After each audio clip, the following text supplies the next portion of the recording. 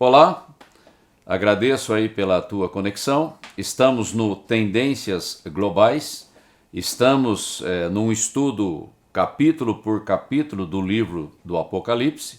Hoje nós vamos ver o capítulo 15, que é um preâmbulo, uma preparação para o desencadeamento das taças da ira, que começa no capítulo 16, ok? Abra sua Bíblia aí no livro do Apocalipse. Vamos fazer uma pequena e rápida retrospectiva a partir do capítulo 6 até chegarmos no capítulo 15. Aí a gente entra diretamente no assunto. Vou fazer apenas alguns comentários. Incentivo você a adquirir a apostila. Lá tem muito mais informações, quadros, imagens, mapas. Dá assim um volume muito grande de informações a respeito das profecias, principalmente do livro do Apocalipse, mas acaba envolvendo outras profecias também do Velho Testamento, tá bom? Então vamos lá para o capítulo 6, eu vou acompanhar aqui na minha Bíblia, para a gente se situar, o contexto que nós estamos. Vamos fazer uma retrospectiva e aí a gente vê o capítulo 15. A questão dos julgamentos do livro do Apocalipse. Começa ali no capítulo 6, onde a gente tem a abertura dos selos do rolo. Quem foi achado digno para abrir os selos foi o Senhor Jesus Cristo glorificado. Ele desencadeia os julgamentos sobre a terra. Quando ele abre, ele quebra os selos, ele vai desencadeando os julgamentos. Então aí no capítulo 6 você tem a abertura dos selos. Quando chega no sexto selo, antes da abertura do sétimo selo, você tem uma intercalação ali no capítulo 7. E aí é dado um zoom e chamando a atenção para os 144 mil selados e uma multidão de mártires que estavam diante do trono. A primeira intercalação aí no capítulo 7. Aí nós chegamos no capítulo 8 e você tem aí a abertura do sétimo selo. Sempre na transição do sexto para o sétimo dentro de uma série, você vai ter uma intercalação.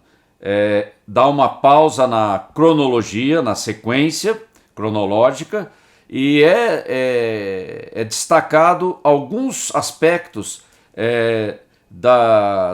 do que está acontecendo, ok? Então é como se fosse um zoom dentro dessa sequência que está sendo desenvolvida no livro do Apocalipse, tá bom?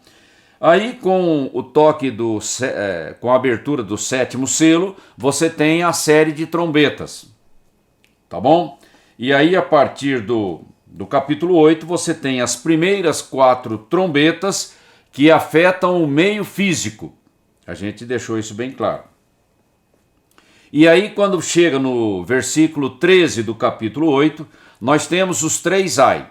O primeiro ai está relacionado com a 5ª trombeta, o segundo ai está relacionado com a 6ª trombeta e o terceiro ai tem a ver com a 7ª trombeta, que tem a ver com uma série de julgamentos das taças da ira. A gente tem que fazer toda essa amarração para não se perder no estudo do livro do Apocalipse.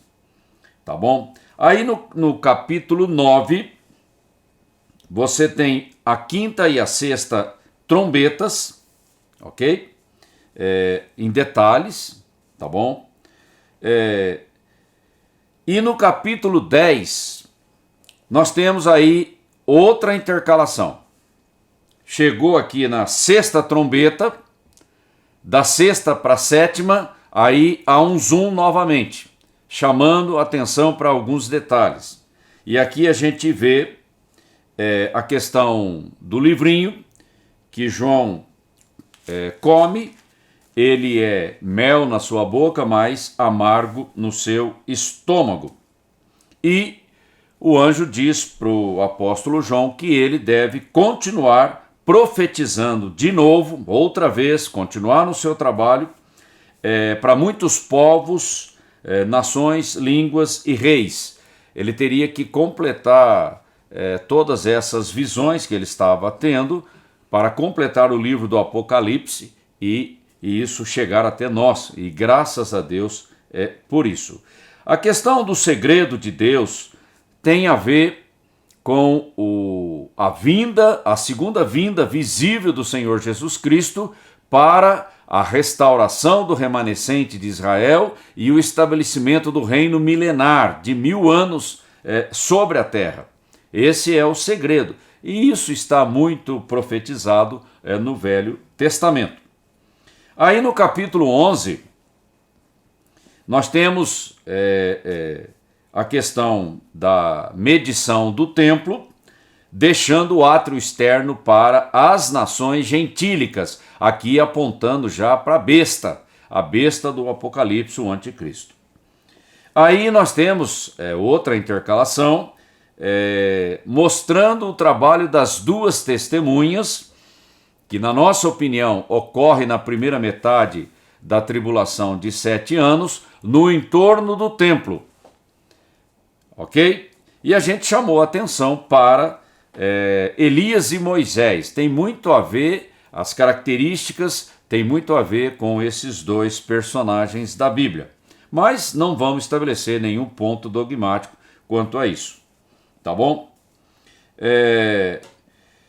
Aí no versículo 15 do capítulo 11, nós temos o toque da 7ª trombeta.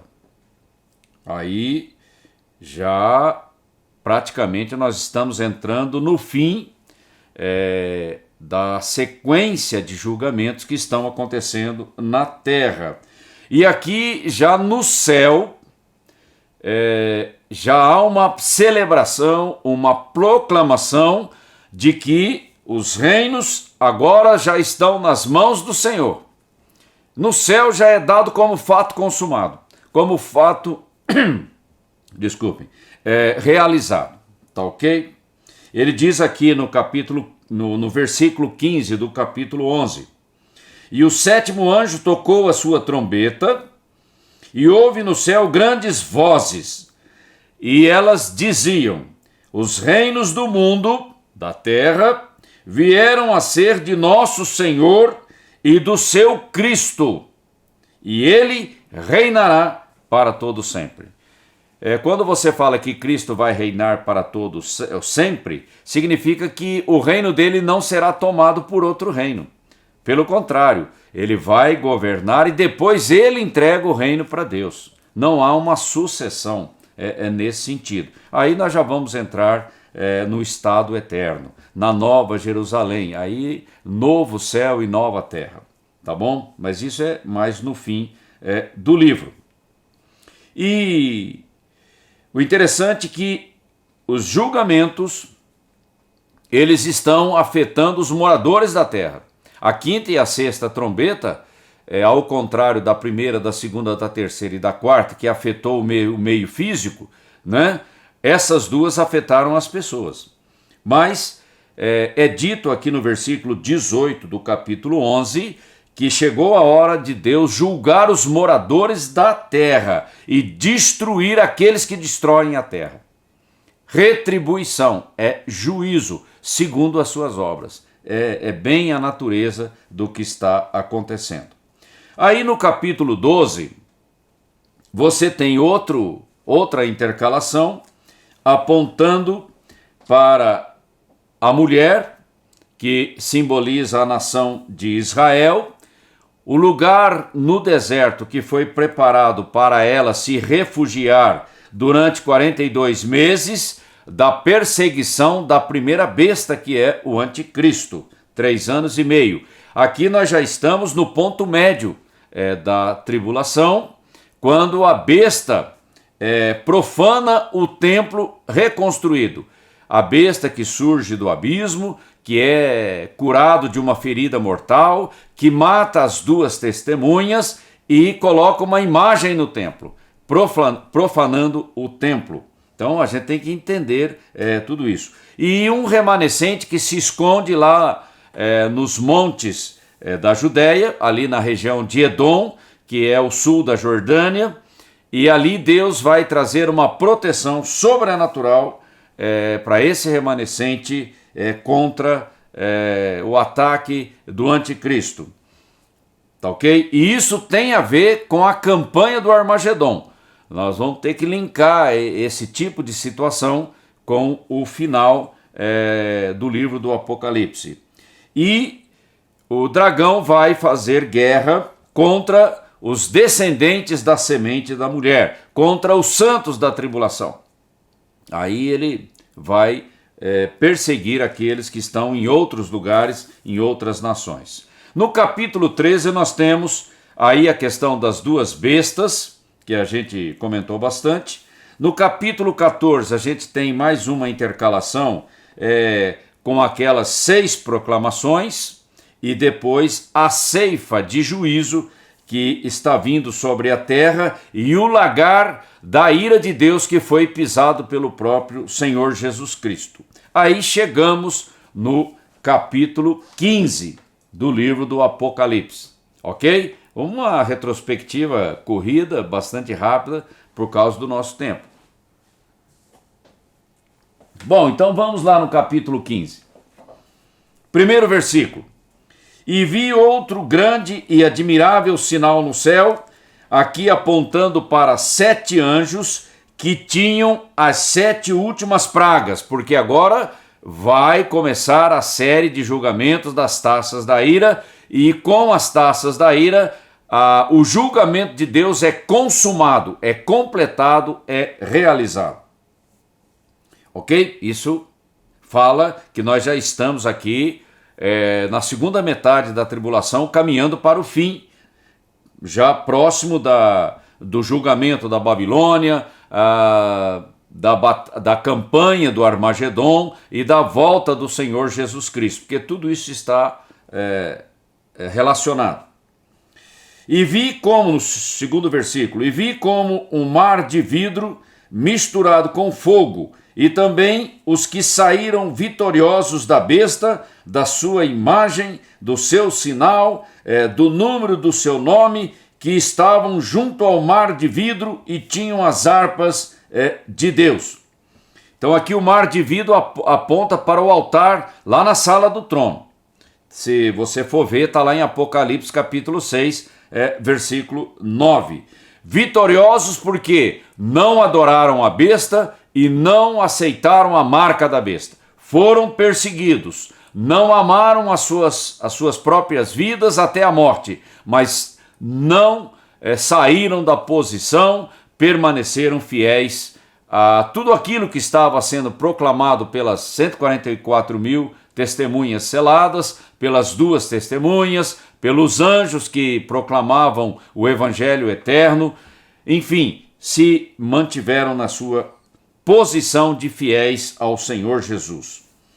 Bom, e eles estavam diante de Deus, descansando até que seu número se completasse, vitoriosos, porque estavam aguardando a primeira ressurreição, e com harpas, adorando e louvando a Deus. Ok? E cantavam o cântico de Moisés. Aí pode ser aquele cântico que está em Êxodos capítulo 15, ou aquilo que está em Deuteronômio capítulo 31. Aqui não vamos entrar em detalhes, mas tem a ver com expressões de gratidão e de louvor de Moisés diante daquilo que Deus tinha feito com a nação de Israel. E eles cantavam o cântico de Moisés, servo de Deus, e o cântico do Cordeiro. O cântico do Cordeiro não tem nenhuma referência na Bíblia, ok? Só tem essa aqui em Apocalipse. Dizendo, grandes e maravilhosas são as tuas obras, Senhor, Deus Todo-Poderoso. Justos e verdadeiros são os teus caminhos, ó Rei das nações. Olha o sentido do cântico. O Senhor é justo, é reto, é perfeito em todos os seus caminhos, em todas as suas obras. E o Senhor é todo-poderoso para trazer julgamentos, e esses julgamentos são justos e verdadeiros, e eles estão retomando a posse do planeta Terra e o estabelecimento do reino milenar. Ó Rei das nações. Aí no versículo 4, quem não te temerá, ó Senhor? Quem não magnificará o teu nome? Porque só tu és santo. Por isso todas as nações virão e adorarão diante de ti, porque os teus juízos são manifestos. Ou seja, Deus está retomando a posse da terra. E todas as nações virão a Jerusalém para adorar o Rei dos Reis, o Senhor dos Senhores, o Senhor Jesus Cristo glorificado. Nós vamos estar falando mais sobre isso mais para frente. E isso está profetizado no Velho Testamento, ok? Na apostila tem todas as referências e você pode estudar com calma. No versículo 5, e depois disso olhei, e eis que o templo do tabernáculo do testemunho foi aberto no céu. João está vendo a sala do trono. Existe um templo celestial, o trono de Deus, ali no céu. E os 7 anjos, aí aqueles que vão derramar as taças da ira, que tinham as 7 pragas, saíram do templo, saíram da presença de Deus, vestidos de linho puro e resplandecente e cingidos com cintos de ouro pelos peitos. Ou seja, é algo solene, é algo que foi determinado por Deus para esse momento de julgamento sobre a terra. Saíram da presença de Deus.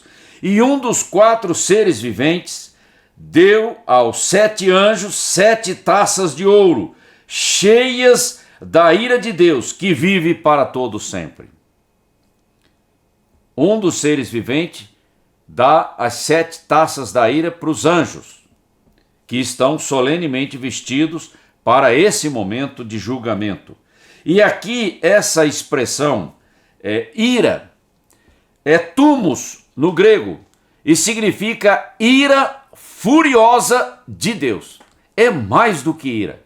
É uma ira furiosa de Deus para julgar a terra, para julgar os moradores da terra que se levantam em rebelião contra Deus. E essa é o sentido original da expressão aqui no texto.